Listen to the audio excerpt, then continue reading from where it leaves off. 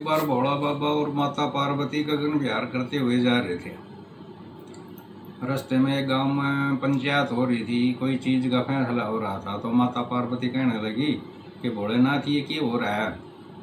तो भोलेनाथ कहने लगा कि ये पंचायत है, यहाँ कोई फैसला हो रहा है, यहाँ पर दूध का दूध और पानी का पानी छाना जाता है। तो गौरा माँ कहने लगी भोलेनाथ मन ने तो यो फैसला दिखाते, ये दूध का दूध और पानी का पानी कैसे छानते हैं, मन ने तो वो फैसला दिखाते।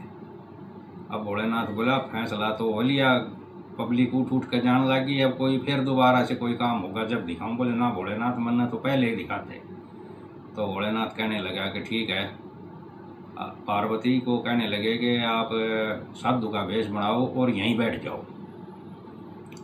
अभी यहाँ पर थोड़ी देर बाद में 2-3 घंटे बाद में पंचायत इकट्ठी होगी और फिर देखना दूध का दूध और पानी का पानी कैसे छानते हैं।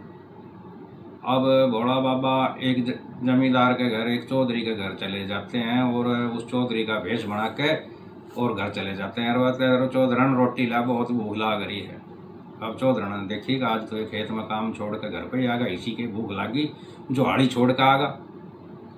अब भाई चौधरी साहब का भेष बना कर भोलेनाथ तो वहाँ पर बैठ कर चारपाई पर आराम से खाना खा कर और झड़का चारपाई न बिछा चद्दर और आराम से सो गए। अब खेत में चौधरी काम कर रहा है, वो बेचारा भूखा। उसने देखा अब भाई 1:30 बज लिया, 2 बज लिया, रोटी लेकर नहीं आया, या तो चौधरन रोटी लाना भूल गई। अब वो चौधरी साहब घर पर आए तो देखा कि भाई रोटी क्यों नहीं लाई, बोले रोटी तो भी खा कर सोया। उसने देखा दूसरा, बोलिए कौन सुत्या मेरे भेष में। देखा तो दोनों सेम।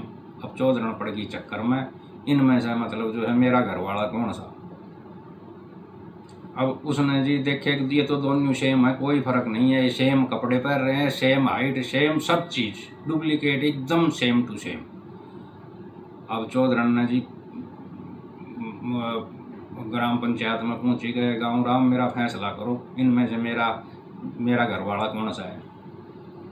अब भाई पंचायत करी गई। पंचायत के अंदर सारे पंच सरपंच इकट्ठे हो गए, गाँव राम इकट्ठा हो गया। बोले भाई ये तो नया फैसला है, देखेंगे कैसे फैसला करेंगे, इनमें से असली जाट कौन सा है वो देखेंगे। अब जी वो पंच बैठ गए, सरपंच बैठ गए, और अब पंच दिमाग लगा रहे हैं भाई क्या करा जाए। तो एक पंच के दिमाग में आ गया भाई इनमें से कोई भी हो, एक छड़िया आदमी है जो भेष बना के और वो फलाना जाट बन के बैठेगा। अब उस पंच ने कहा कि भाई कुम्हारों के से एक मटका लाया जाए, मतलब घड़ा लाया जाए और एक ढक्कन लाया जाए। एक आदमी दौड़ के गया, वो कुम्हारों के से एक घड़ा और एक ढक्कन लेके आ गया। अब वो कहने लगे, पंच कहने लगा कि भाई वो असली वो फलाना जाट था, वो तो इस घड़े में बढ़ जाया करता, भाई इनमें से जो असली होगा वो इस घड़े में बढ़ जाएगा। अब भोला बाबा धैर्य देश ने जी सेकंड ही ना लगाई, उस घड़े के अंदर घुस गया। जैसे भोला बाबा घड़े में घुसते ही और ढक्कन बंद कर दिया। और ढक्कन बंद करते ही बोले भाई इसको ले जाओ और इसको दूर जंगल में ले जाकर गहरा गड्ढा बना के उसके अंदर दबा दो।